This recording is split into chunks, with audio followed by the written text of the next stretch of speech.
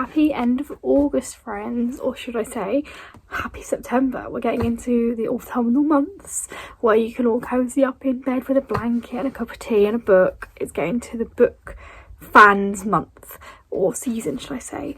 But I am going today do a wrap-up video for the books I read in August. I literally never do these because I always just forget, or I don't have the energy, or I read all the books and then I put them away and then I don't want to get them back out again, so I just don't do them. So I actually have like most of the books this month to talk about, so let's talk about what I read in August. For some reason this month was a really good reading month for me, so no complaints there. I managed to read 8 books. I was kind of veering on a reading slump at the start of the month and then I pulled myself out of it. August was the month when Heartstopper dropped, so naturally in lead up to the new series for series 2 I reread all 4 volumes of Heartstopper and I love it so much. There's nothing to say about the series that I've not already said. You all know how much I love it. It's just the most beautifully crafted series. It's got the most wonderful characters. It's so wholesome and joyous, but also covers some really complex and dark themes, but in a way that's really accessible to young people. I absolutely love this series so much. The new series 2 did not disappoint in any way at all, and it was just really nice to get back to this series and remind myself how I fell in love with it in the first place, and then I had it all fresh in my head to watch series 2, which was perfect. So I kicked off this month by reading all 4 Heartstopper volumes. Amazing. After that I did a reread of a book. I know, rereading when I've got all of these unread, but after Heartstopper, every book I looked at on my shelf to read, I was like, I don't want to read that, I don't want to read this. I was on kind of like a weird little reading slump, and I knew if I picked up any book at that moment I wasn't going to enjoy it, and I want to read these books when I know I'm going to enjoy them so I can give them their best chance of making me happy. So I reread Finale by Stephanie Garber.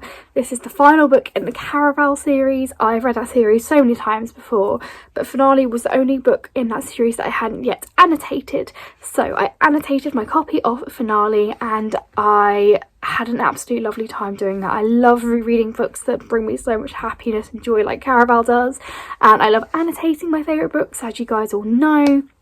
So I went through Finale and I annotated it. There is one bit in Finale, like the whole book kind of makes me emotional and teary and cry, but there's one bit in particular that I remember the first time I read it, I couldn't even see the pages where I was crying so much. But yes, I reread Finale. Beautiful conclusion to an epic series. I love that world, I love those characters, and it felt very bittersweet getting to the end of it. There's no more books in the Caraval series, but we do still have books in the Caraval universe with Curse coming out this year, so something to look forward to. But yes, book 5 was Finale this month. Next book was a book I read for my fantasy book club read, and it was Sing Me to Sleep. This was one of my most highly anticipated books this year anyway, so when it was picked for our monthly book club I was overjoyed. I've been so excited to read this book and it did not disappoint me. This is about a siren who has to pretend that she's not a siren, because in this universe sirens are hunted and seen as evil creatures who don't belong and need to be gotten rid of. So she is a siren in disguise and she starts working for the royal family. She becomes a bodyguard to the prince, and I will not tell you anything that happens beyond that, but it was absolutely fantastic. This world building is incredible. I loved reading about all the characters and learning about their political system.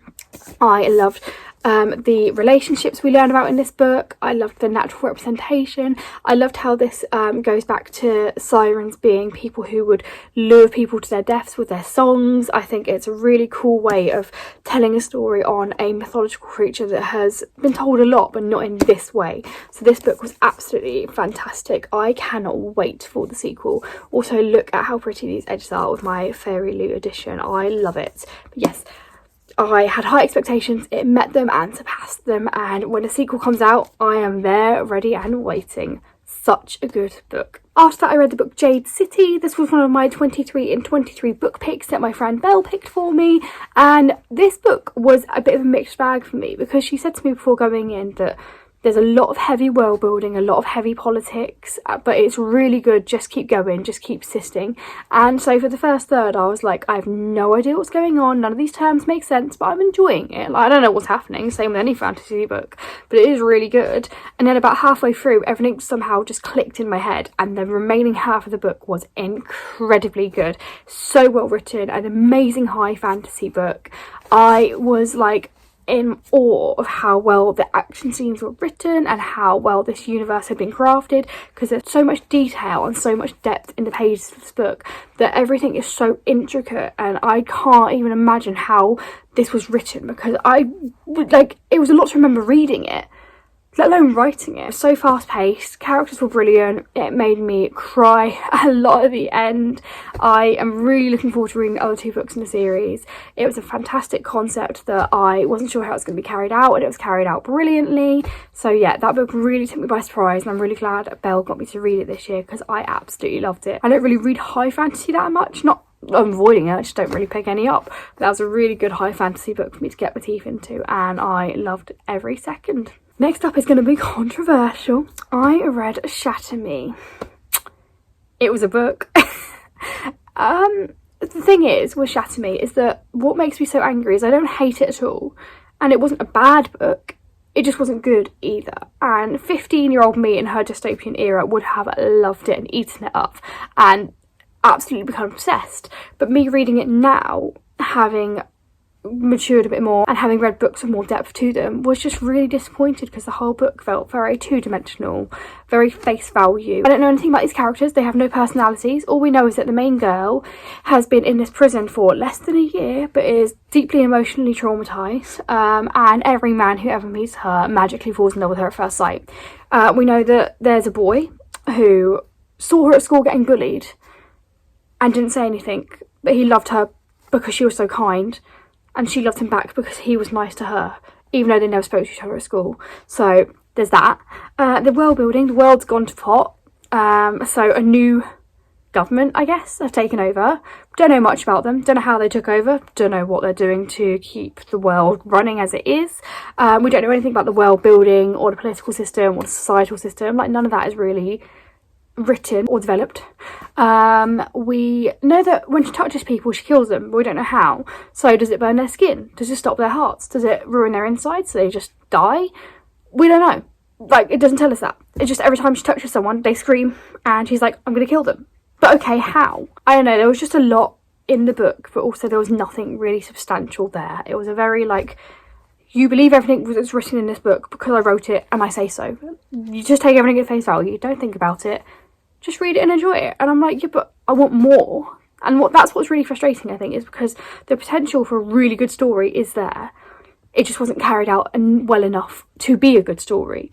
And it's also really frustrating because I love Tahira Mafi's writing. Like, I've read her contemporaries and I really like those books, but this one just did not do it. So sorry, book fans, I didn't like Shatter Me. Although what's really confusing to me, side note, the world's worst kept secret on Bookstagram, who she ends up with at the end of the Shatter Me series. And having read the first one, I'm like, he's not got red flags, he is the red flag.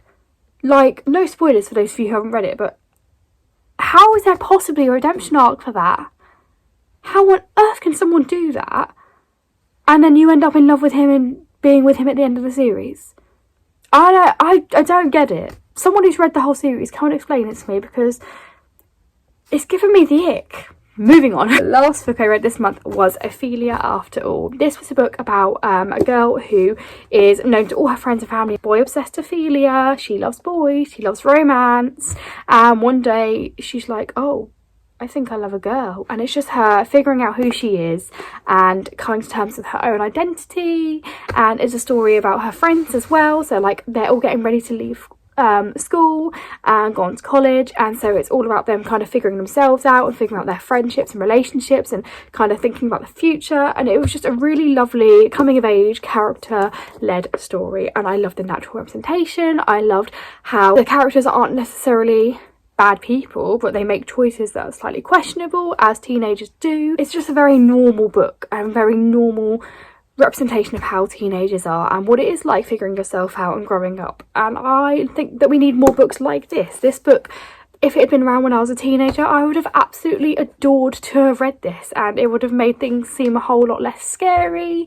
And I think teenagers reading this now are going to feel really welcomed and accepted, knowing that there's always going to be someone out there that they can relate to in books, and there's someone they can see themselves in, and it might make them feel a little bit less alone. So I think this book was absolutely gorgeous. I loved it so much. I didn't expect to love it as much as I did. First half I was like, yes, alright, it's just another YA contemporary, and in the second half I was like, oh gosh, this book is going to help so many people. So yes, that was the last book I read this month. And that is all 8 books I read this month. I am so proud of myself. I don't know where that came from. Normally I read about 4 books a month, which I try to do. And I know 4 of them this month were the graphic novels, Heartstoppers. They're quite easy to get through.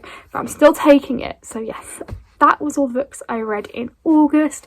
I hope if you had any books that you read this month that you enjoyed them, or I hope that if you didn't read any books in August, that is okay. I hope you read one in September that you like and get all ready for cozy autumn season.